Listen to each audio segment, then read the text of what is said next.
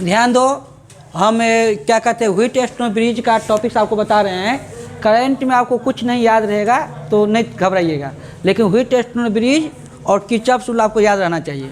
और power equal to V square R, यही 3 चीज़ आने का। 1 नंबर में पूछेगा P equal to V square R, 2 number में पूछेगा आपको किरचॉफ रूल, और 5 नंबर में पूछेगा व्हीट स्टोन ब्रिज। 8 नंबर का करंट पूछता यही होगा।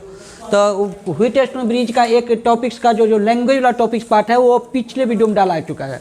इस वीडियो में हम लोग मुख्य रूप से इक्वेशन कैसे प्रूव करना है वो बताएंगे। पहले मोटा मोटी समझ ले कि व्हीट स्टोन ब्रिज है क्या।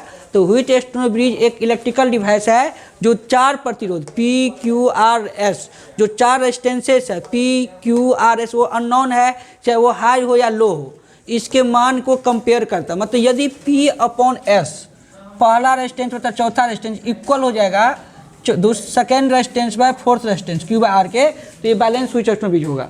यदि बराबर नहीं हो, ये बैलेंस कंडीशन BC हो तो बैलेंस कंडीशन होगा। और P upon S not equal to यदि क्यू बाय आर हो गया तो हो जाएगा अनबैलेंस। बस यही पढ़ना है, एक पढ़ना है बैलेंस, हम लोग को ये नहीं पढ़ना, ये पढ़ना है। तो यही प्रूफ करना है P by S equal to Q by R. Wheatstone bridge में क्या करना है समझ लीजिए। व्हीट स्टोन ब्रिज में मुख्य रूप से हम लोगों को रेजिस्टेंस का कंपेयर करना है कि कौन रेजिस्टेंस, मतलब यदि मान लीजिए ये 10 है तो ये 20 होगा, तो ये 5 है तो ये 10 हो जाएगा। यदि 3 है ये 6 हो जाएगा, तो ये 4 है तो ये 8 हो जाएगा। ये 1 है तो ये 3 होगा, तो ये 2 होगा तो 6, मतलब इसका ये डबल होगा तो ये भी डबल हो जाएगा। यदि ये 10 है ये 5 है तो ये 20 है तो ये 10 हो जाएगा। यही कंपेयर करता है, तब ये बैलेंस होगा। अब बताते हैं कैसे। तो they are 2 types of Wheatstone bridge. Wheatstone bridge कितने प्रकार का होता है? 2 प्रकार का। एक होता है बैलेंस और दूसरा होता है अनबैलेंस। एक होता है बैलेंस कंडीशन और एक होता है अनबैलेंस कंडीशन। बैलेंस कंडीशन में क्या होता है? IG 0 होता है, गैल्वेनोमीटर का करंट 0 होता है। और अनबैलेंस में क्या होता है? IG नॉट इक्वल टू 0 होता है। मतलब IG नॉट इक्वल टू मतलब गैल्वेनोमीटर से कुछ करंट पास कर जाता है। जब गैल्वेनोमीटर से करंट नहीं पास करता तो बैलेंस कंडीशन, और गैल्वेनोमीटर से करंट पास कर गया तो अनबैलेंस कंडीशन। जैसे कोई गाड़ी जा रहा है और पुल पे वो क्रॉस कर गया, नहीं गिरा तो क्या होगा? बैलेंस, और गिर गया तो क्या होगा? अनबैलेंस। यहाँ उल्टा है, करंट पास करेगा तो हो जाएगा अनबैलेंस, और करंट नहीं पास करेगा तो होगा अनबैलेंस। मतलब करंट को इस बीच में नहीं आना है, मतलब गैल्वेनोमीटर को करंट आना ही नहीं है। मतलब IG का मान 0 होना चाहिए। ध्यान दो रे, IG का मान क्या होना चाहिए? 0 होना चाहिए। पढ़ाते रहते तभी मजाक करते रहता है, नहीं पढ़ने का मन होता है, कुछ भी करते रहता है। वजरे बता रहे हैं, पढ़ो ना मन लगा कर। बैलेंस व्हीट स्टोन ब्रिज और एक क्या है? Unbalance wheat stone bridge. तो बैलेंस व्हीट स्टोन ब्रिज में क्या होगा? IG 0 होगा, और अनबैलेंस में क्या होगा? IG नॉट इक्वल टू 0 होगा। जैसे पढ़ने में मन लगेगा, कब लगेगा? जब तुम समझ जाओगे। और पढ़ने में कब? जब नहीं समझते हो। तो गैल्वेनोमीटर से करंट नहीं पास कर रहा है, इसका मतलब क्या? IG 0 मतलब पास ही नहीं कर रहा, इसलिए वो बैलेंस है। और नॉट इक्वल टू 0 मतलब करंट पास कर रहा है, मतलब ये अनबैलेंस कंडीशन हो गया। मेन समझना है क्लोज मेश। क्लोज मेश ही मेन होता है। जैसे क्लोज मेश का यहाँ नाम है बंद परिपथ या ओपन क्लोज सर्किट, इसका नाम कह सकते हैं। ABDA मतलब A यहाँ है और AB लिखा हुआ है, तो A से B। अब A से B को गौर से आप देखिए, यहाँ पर A है, यहाँ बीच में रेजिस्टेंस लगा हुआ है कौन सा? P, और करंट I1, तो यहाँ लिखा हुआ है PI1। फिर B से D में गैल्वेनोमीटर है तो G लगा दीजिए, और करंट है IG, तो यहाँ IG लगा दीजिए। इधर आएगा तो माइनस लगा दीजिए, I minus I1 into S लगा दीजिए, इक्वल टू 0 हो गया। और बैलेंस है इसलिए IG 0 होती है, ये टर्म ही 0 हो जाएगा, तो इससे बचेगा PI1, इधर जाएगा तो ये प्लस हो जाएगा, I minus I1 into S हो जाएगा।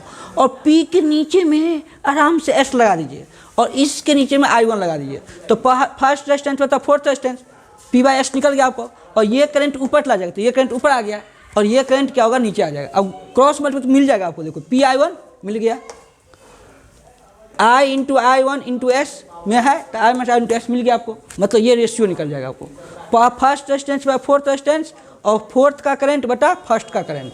अब आइए अगेन, मतलब पुनः in close mesh BDCB, B से D में आना है तो GIG को लेना है, GIG को लेना है।